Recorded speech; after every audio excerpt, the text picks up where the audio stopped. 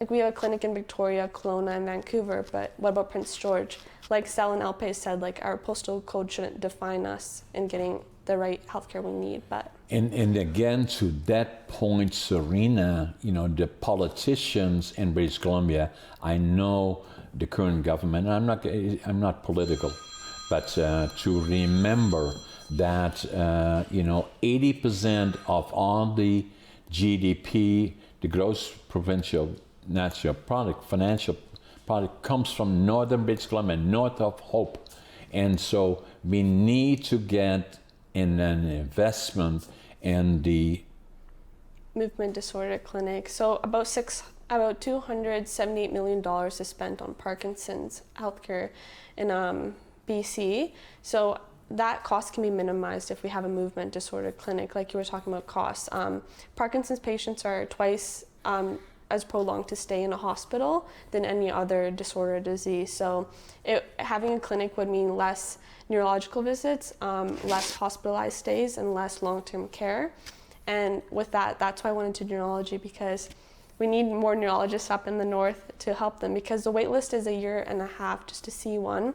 So a lot of people go actually undiagnosed for a long time, and they don't know. And they know they have Parkinson's, but they just can't get the official diagnosis without the neurologist, which I think is very difficult. So how close is the closest by a neurologist? So we have 2 in Prince George. Okay. However, the Parkinson specific neurologist is in the Lower Mainland, Vancouver.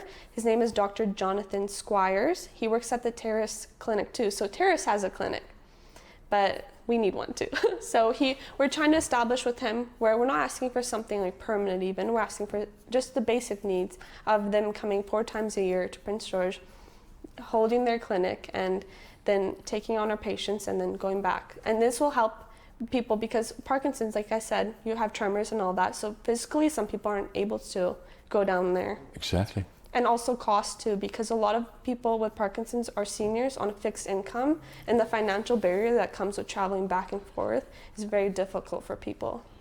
So for our politicians in Victoria, I'm not playing politics here, but I think it is critically important that we look at what can we do to get a facility here in Prince George that will address the issues we support, but it's happening in Terrace, but for all intents and purposes, that's about 300-400 miles away from us as well. And to have one here in Prince George is a center, and that's something that should be supported as well.